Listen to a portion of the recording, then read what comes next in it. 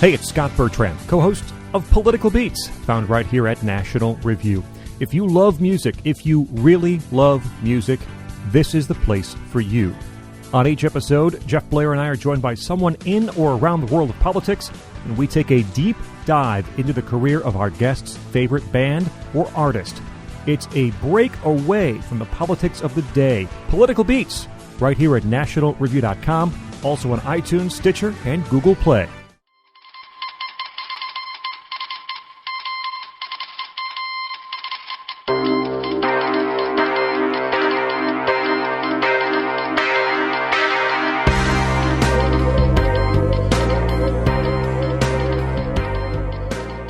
Okay, welcome to Mad Dogs and Englishmen. About 300 degrees here in North Texas at the moment, but you were up in, was it South Dakota or North Dakota? I forget. Both. You were in the Dakotas. I was. And you were shooting prairie dogs, is that right? That's right. That's very cruel. It's not cruel. This has been a reaction from people who live in cities. On yesterday's editor's podcast, Rich Larry sounded incredulous. No one is incredulous in North Dakota or South Dakota for that matter, because they see what they do to the land. I took a photograph of the land. It really does look like the Somme. It looks like small missiles have hit the ground at every 10 yards or so, and it's so dangerous for the cattle, and to the extent horses. And horses, but to the extent that both really the North and South Dakota, the governments of North and South Dakota, are now gassing and poisoning prairie dogs en masse. They should just pay a bounty. Well, actually, you have to pay them. You need a little hunting I license. know. That's how it always works, isn't it? Yeah. Well, how was your shooting? Was it any good? Yeah, it was fine. I was probably the worst shot there, which you would expect, because I was with three people who live in the Dakotas and go shooting in different ways quite a lot. Those guys know their way around a gun. Yeah. But I shot fine. I did okay. Well, you and I were like at the same trap shooting place in Michigan within a couple of months of each other, and they said you were a pretty good shot. So. Oh, now that I was very good at, and I was slightly surprised because I haven't done that a great deal. But for some reason, trap shooting, I was as good as most of the people there. But no, I did fine. I was not as good a shot. I wasn't as good at it as the North Dakotan boys. But I wasn't especially surprised by that, Kevin, because I'm not a North Dakotan. Trap shooting has become my favorite kind of shooting, to be honest. I'm still not very good at it, but I think it's just a lot of fun. Yeah, there's a club near me that I've been meaning to join forever and haven't quite got around to yet, mostly because little kids take up all your time. But when they take up a little less time... They're inconsiderate. They are, unless I have a third, and then I guess this will be indefinitely delayed. But when they take up slightly less time, I'm going to go join it. And the other reason I haven't joined is because it's not just the joining it, it's then you have to buy a really nice shotgun, and you do, and I really do want to buy a really nice shotgun, but it's not cheap. I have some suggestions, but okay. Well, you can send me them. What's the shotgun? I think we may have spoken about this before. Is it called the Silver Pigeon 2? Yes, it's a lovely gun. It's not terribly expensive. Oh, it's quite expensive. Well, I mean, it's expensive, but not by the standards of expensive shotguns. No, that's right. That's right. It's like $2,500 when you can spend, $50,000, $60,000, $75,000 on a shotgun pretty easily. I'm not getting anywhere near that. So. Well, no, me either, obviously. No. But journalism and all. Unless someone listening to this happens to make shotguns. No, we cannot go panhandling. But maybe they want to sponsor the podcast. Another book that gets best-selling. Yeah, actually, we could use we don't have any sponsors. I didn't mean our listeners should send me one. I'm saying, just on the off chance that we have a gun manufacturer who makes lovely shotguns listening and they want to sponsor Mad Dogs and Englishmen, then we're interested. Yeah, we should get in touch with some of them. Some gun manufacturers would be good folks to sponsor us. How was it nice up there? Was it cool? It was quite warm. It was 75 to 80. Got down to 55 at night. But one of the great things about it is we were in the middle of nowhere. We were on the border of North and South Dakota. And we stayed in this house/hotel. There was no one there. When we arrived, the owners weren't there. They didn't show up for 2 days. So we just, just sort of let ourselves in, read the Post-it note on the side, and grilled outside. And there was no town for, 15 miles if you call one bar and a church a town. If you want a town that had, a general store in it, or had, say, a CVS in it, it was 50 miles to the nearest one. No cell service. The Wi-Fi didn't work in the hotel. I was cut off for 4 days. I had to file my magazine piece, not on this, on something else, from the top of a nearby hill. I had to walk up to the top. I got just enough bars on the phone to send it out, and then I had to go back up the hill the next day so I could receive the edit. It was glorious. No internet, like that. no Twitter, no Facebook, no silly fighting, no non-news, no Trump, no AOC, nothing. So you missed the AOC border Holocaust thing, right? This was the first thing. I mean, it was almost like someone was playing with me, because I was saying to everyone I was with how nice it was to be cut off from the world and just to be out in nature, and and then I get back to Bismarck, North Dakota, the night before I flew out, and I opened the Twitter app on my phone, and the top trending topic was Holocaust. Here's where you went wrong. I know, but the top. It's difficult being the editor of the website. You do have to keep on top of this world, I think. And anyway, the first topic. Better you than me. I know. The top trending topic was Holocaust, and I thought, oh, great. Back into it.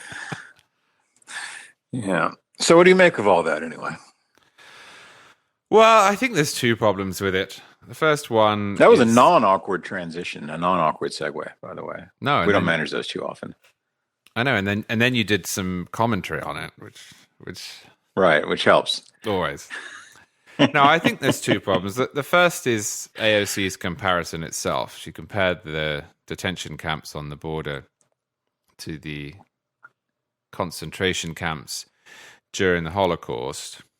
That is off in every conceivable way, and I think it serves as a nice example of the ongoing destruction of nuance in our culture and in our language. Everything now is Hitler.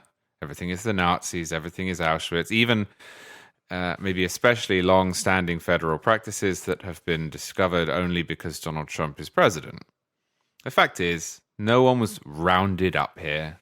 No one was forced onto a train. No one was pulled from their home. The people who've been detained have been detained either because they entered the United States illegally or because they entered without papers and claimed asylum. They're not going to be forced to work. They're not going to be tattooed or starved or put into striped pajamas. They're not going to be shot. They're not going to be gassed or used in experiments. And if they wish, they can go home at any time. Now, the US obviously has a moral responsibility to treat everyone in its custody well, the same as we would treat prisoners well, even convicted prisoners well. I don't like this, I hope he gets it in jail sort of mentality, that we should not be running prisons in which extrajudicial punishment is the norm. And insofar as America... Most of the people who say that, by the way, have not been to jail. No, right, and assume they will never be sent. The US doesn't have a responsibility, though, to create de facto open borders, which I think is what this is actually about. I mean, if we have borders... You and I have talked about this before, how you need to accept the consequences of the laws you say you support. If we have borders and if we have an immigration system that governs them, then people are going to be detained when they break the rules, and they're going to be kept for processing when they apply for asylum. And arguably, we don't do that enough. Most of the people who hop the border are released pending a hearing, and they're never seen again. Now, to compare that system to any sort of concentration camp, let alone the ones that were used during the Holocaust, is just grotesque. And it's also, unfortunately, it's typical. I think a lot of the current crop of Democrats have a general problem accepting what laws involve in practice. Eric Swalwell promises every day that he would confiscate all so-called assault weapons. And then he casts the people who say that the government would need to go door to door if this were to work as scaremongers or trying to distract him. And AOC and people like her, they say they're not for open borders, that that's a smear, that nobody is for open borders. But then they cast every attempt to enforce the borders as totalitarianism. And advocates of hate speech laws want people arrested for saying certain things, but then they get all huffy when you point out that the people doing this would be working for the Trump administration, which they think is fascist, and for the police, who they think are racist. There's just a lack of joined-up thinking here, and it's led us to a position in which these two things that are not very much alike, except superficially, are being presented as if they're identical. I like that expression, a lack of joined up thinking. That says it just right. Well done. Oh, thank you. Yeah, a couple of observations about this. Yeah, there is that point we've hit a lot that people say they want X, Y, and Z done, but then they get queasy about the means that are necessary to doing that and the means that are implied in the outcome you seek. Not that the immigrant detention facilities are a place I'd want to spend a great deal of time, but people who are critical of American incarceratory practices have a good point to make. But that point really needs to be made about Rikers Island and maximum security prisons in Texas and Oklahoma and Florida and a few places like that, which are, hell on earth. And nothing at all like these facilities that we are doing the best we can to make, as safe and comfortable and humane as possible, given the circumstances and situation in which they find themselves not really entirely ready for the loads that they are being asked to process. I think that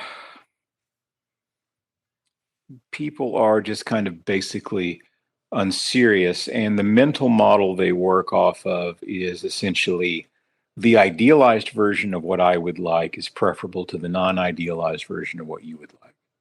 So they say, well, yeah, of course we want to have an immigration system, and it should be, it should have rules, and we should have standards and criteria and all that stuff. But none of the things that are necessary to make that happen, to the extent that I find those things distasteful or non-ideal. Or that they require making certain kinds of concessions with reality. So what I've often asked, people talk about there are kids in cages and kids in cages and kids in cages, and which is not exactly true. But yeah, there are kids who are obviously being held in these conditions. But what's the alternative? What are we supposed to do if people are arrested and are going to be detained with children in their custody? Well, what do we do with the kids? We either hold them someplace. We obviously can't put them in adult prison facilities or adult detention facilities. We don't necessarily have a place to send them back to home if we don't know who their parents actually are. There's an interesting story about this, by the way, I also saw with the recycling kids thing, where they have kids that come across with so-called asylum seekers, and then if all goes well, they send the kids back and bring them back with a new group. So the last estimate I saw was something like a third of the children arrested with so-called families aren't actually related to them, so they're being used as ploys, essentially. And you have to deal with that sort of thing. And there's no nice, feel-good, warm sweater, fuzzy way to go about doing that. Or you don't. Right. Or you say openly, look, yeah. I would rather have immigration controls. I would rather have a closed border. I would rather have a rational system, but I don't think that the enforcement mechanisms that are necessary are worth it. And therefore, yes, in practice, I'm for open borders. That's my view on most of the drug war. Yeah. And I will say that openly. Not because I think that drugs are good for you or I like them, not because I think they don't destroy lives and kill people, they do, but because I think that on balance, it's not worth what we do. I think the same about alcohol and prohibition. I think the same about gun control. And I'll say it. I don't know why this game is played. A game in which politicians will say, I'm not for open borders, that's a horrendous smear, and then oppose every single attempt to enforce our borders and try to make every enforcement mechanism look so heinous that any reasonable person would oppose it. It's so dishonest. Yeah. And that's the other problem here, which is that Alexandria Ocasio-Cortez is dishonest and she's mildly stupid. She's a classic example of a person who has a little bit of knowledge and who fills the gaps with indignation. She is very fond of hinting at something and then running away from it and saying, why on earth would you draw that conclusion? She did it when she said the world would end in 12 years. And she did it here. She used the phrase, never again. Now, never again means something specific, especially when it is attached to the words concentration and camp. I know this. You know this. We all know this. To use those words to conjure an image and then to turn around when criticized and say, no, I meant camps in general, while your friends run around the internet saying, but what about the Boer War? It's gaslighting. I mean, we do not get together in America every year, bow our heads, think deeply about the Treaty of Vereeniging, and say never again. We don't. Give me a break. And then, even worse. Maybe some really big Churchill fans. Yeah. And then she admonished Liz Cheney for using the word exterminated to describe what happened to the Jews during the Second World War at the hand of the Nazis. Ocasio-Cortez said that using that word was co-opting the language of the oppressor.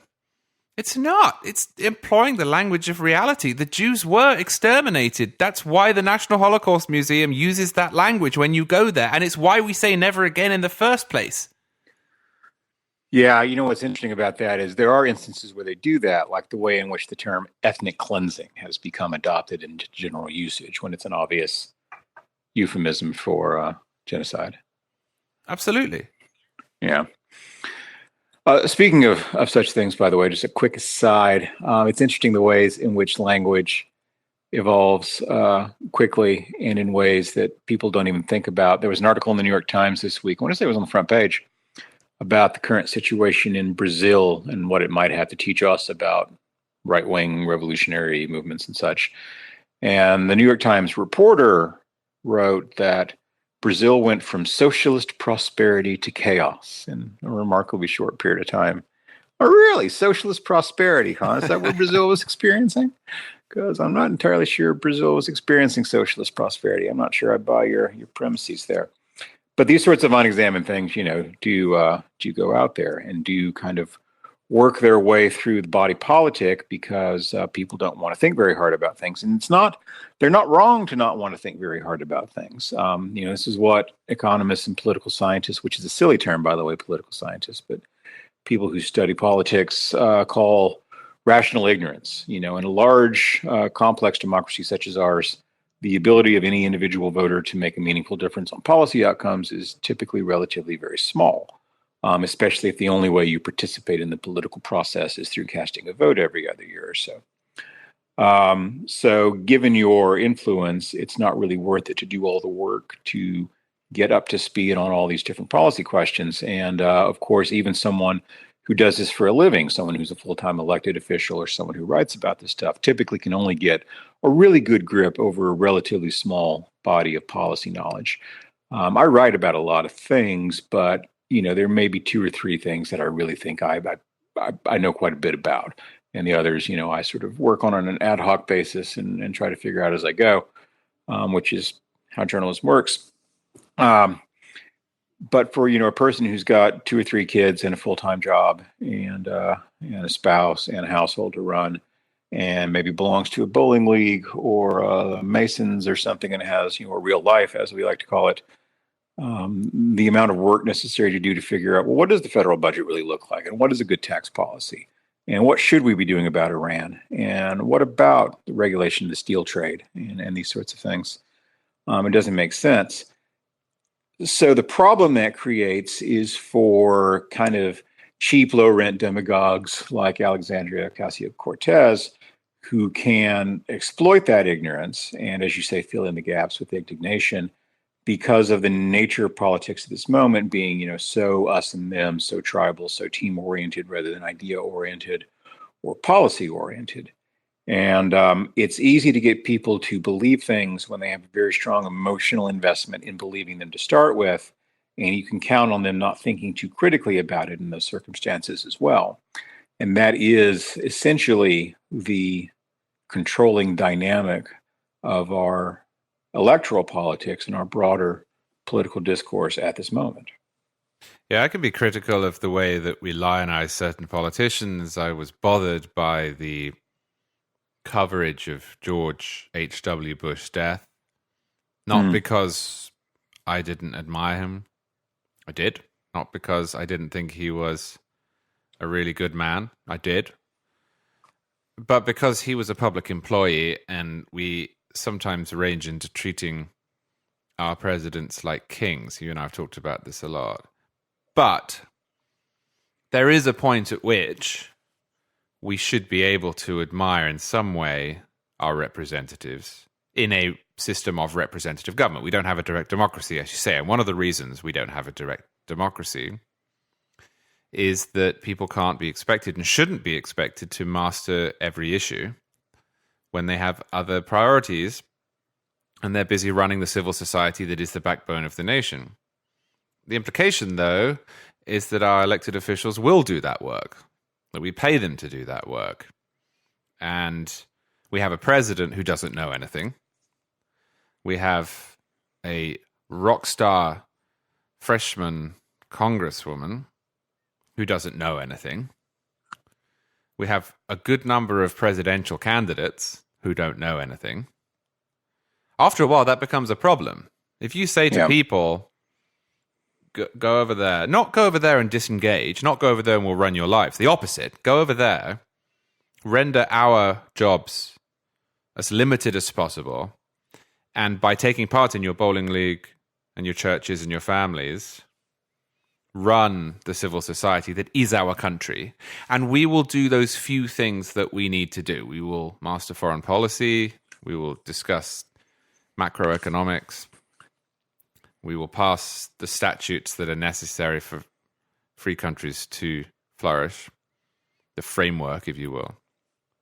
If you do that and then you don't do any of the work, or worse, if you don't do any of the work and then you not only talk nonsense or lie all the time, but do so with real vehemence and indignation and moral urgency, you've got a problem.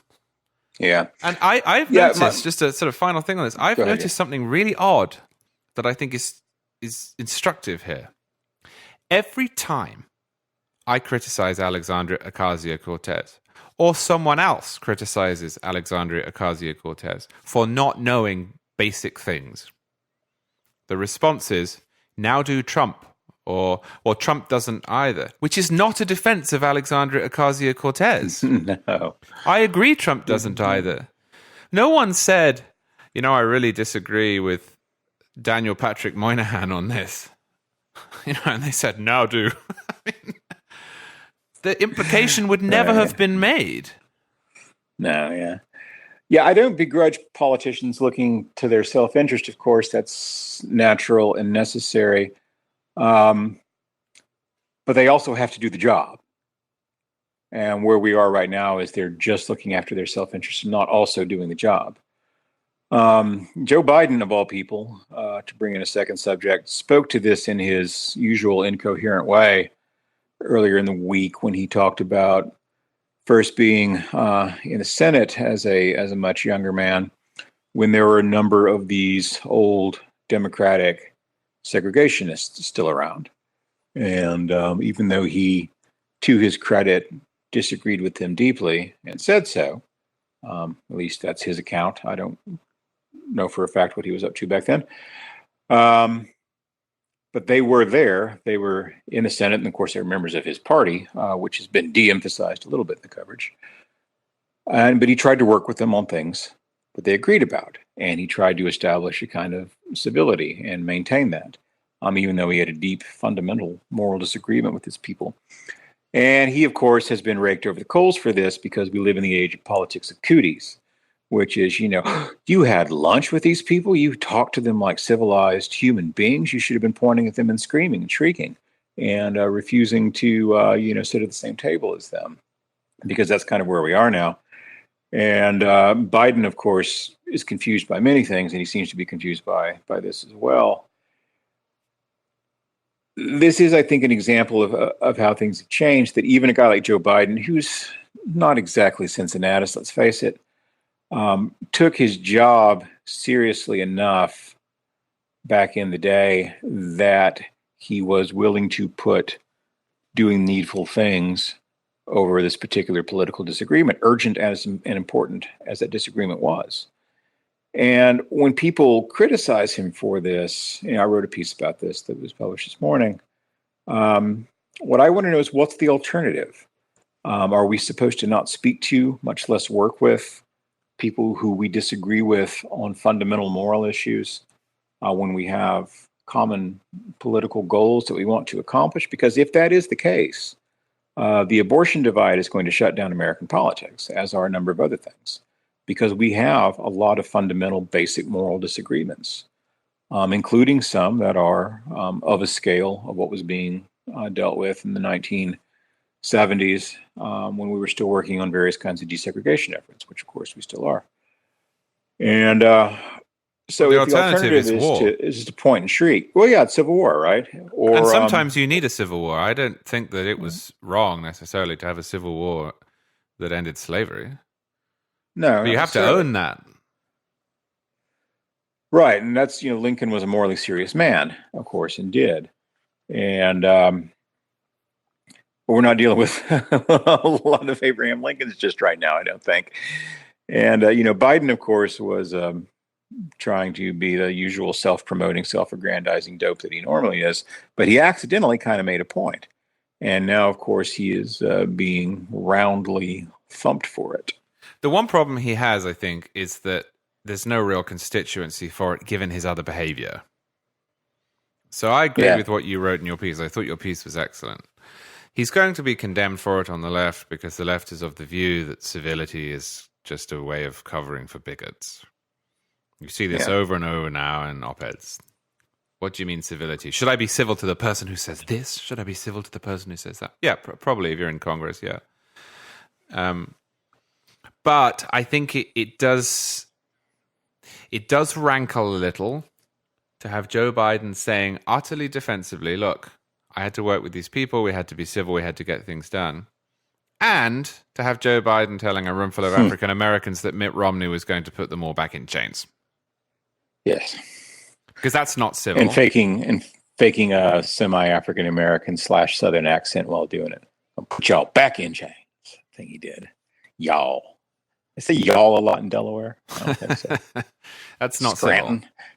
No, it's not.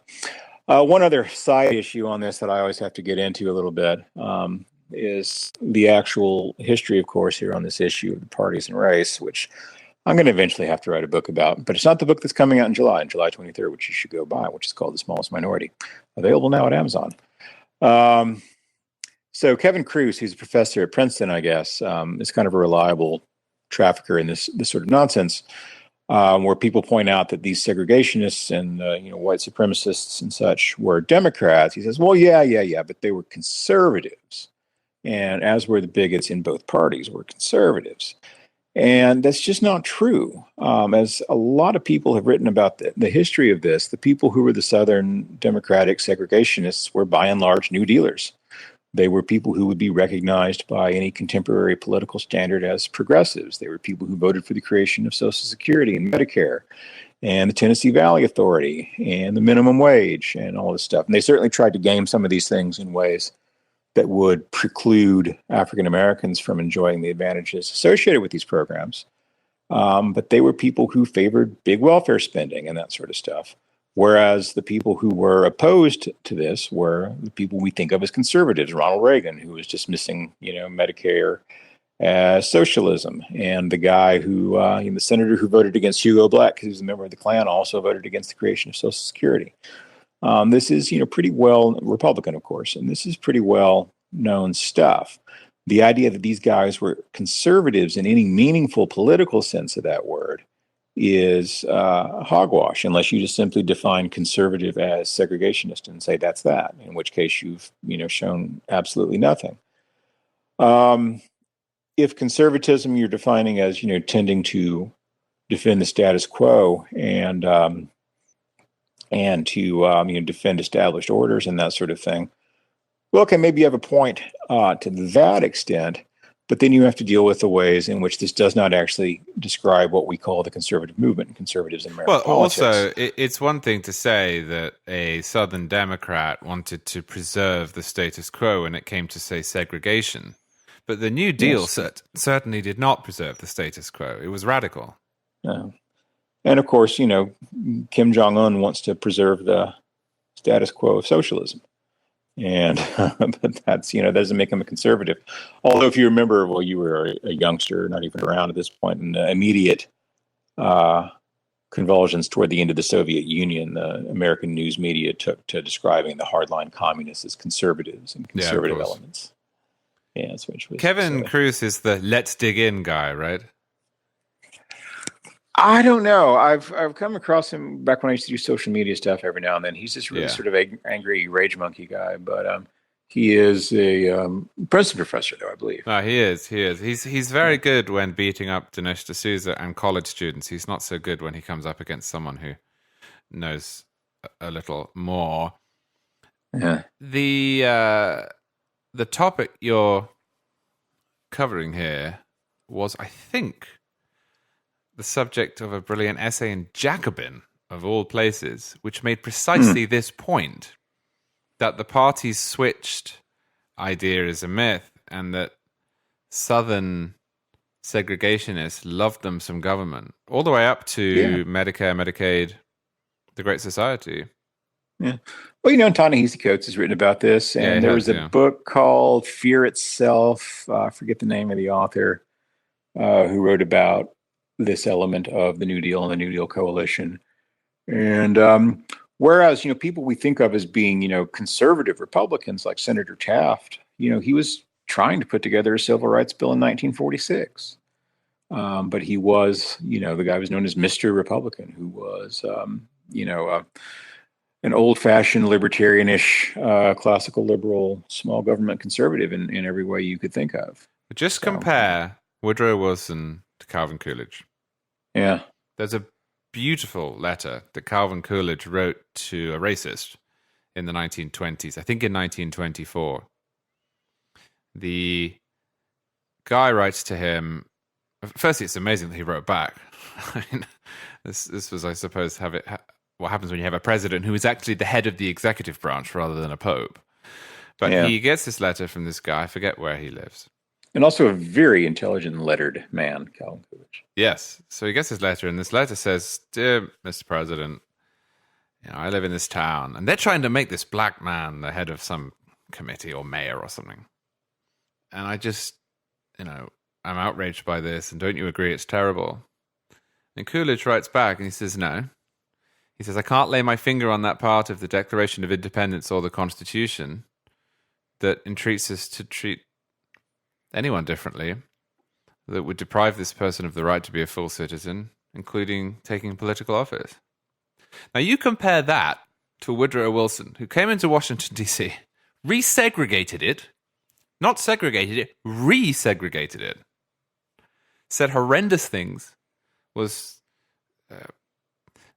essentially pro-Confederacy, at least romanticized it, had Birth of a Nation played in the White House, all of this. These coalitions just did not line up in the way that we're now led to believe. Yeah, and of course it's complicated because there were people who had good views on this stuff on the Democratic side, and there were people who had bad views on it on the Republican side. Or if you want to look at it from the ideological point of view, there were progressives who had, really good views about this, and there were conservatives who had really bad views about it. It's a pretty mixed up world. But to try to, sort of synonymize conservative and segregationist in contravention of the actual political facts and, recorded voting habits and outcomes and all of that, It's just it's an indefensible thing, especially for someone who's a professional scholar. It's the sort of thing that you should be embarrassed by if you're a Princeton professor, I think. But what do I know? Well, quite a lot. A little bit about a few things. What else is going on in the world we should talk about? Anything good? There was this, also, speaking of socialism in the newspapers, there was a story in the Wall Street Journal today, which had a pretty interesting headline. It was about Cuba, and it said, things are getting tense on the ration lines. And I thought, well, maybe things are tense on the ration lines because they're ration lines, and this is a terrible thing to inflict on people who have to depend on handouts in the government for their basic sustenance. Yeah, okay, but I'm reliably informed that those ration lines only exist because of American sanctions. Right, yeah. There's a Cuban euphemism. What do they call it? They called it the special period after the fall of the Soviet Union, when their support went away and their economy collapsed, and they think they're on the verge of what they're calling another special period. I'm not sure special period is exactly the right way to put it, but I don't speak Spanish. Maybe it sounds better to Cuban ears. So did you see the reparations hearing? No, I don't tend to watch that kind of stuff. I read it, some of it, but actually watching this sort of stuff is just, it's almost unbearable. But I understand my former Atlantic colleague was speaking. He was, and so is Coleman Hughes. You know who that is? No. He's a Columbia student. He writes for Quillette. He's written for us a couple of times, I think. Huh. And he was there to argue against reparations. Now, he stood there and he said, I will be called a white supremacist. I will be called a Republican. I'm actually a Democrat. I will be called an Uncle Tom, but I think this is a bad idea. I think it turns African Americans into victims. I think it hurts. Is this an African American person we're talking about? Oh, yeah. Sorry. I should have said. So he thinks he's going to be called a white supremacist, though? Yeah. Internalized white supremacy. Okay, gotcha. He said, I think that it does harm to the 1/3 of African Americans who are against this. I think it will turn people against one another. It will lead to a great deal of political dissatisfaction. I think it's impossible to implement. I don't think it helps address the key problems. Again, the guy's a Democrat. He said affordable healthcare, housing, so on. He was audibly booed and jeered throughout. And across the internet... Mm-hmm. And across the internet, he was called a coon and other slurs. Ta-Nehisi Coates, meanwhile, went in and said it was a great idea, reiterated all the points we've addressed before. And he's a hero. He's brave. He's speaking truth to power. There are people clapping and hollering.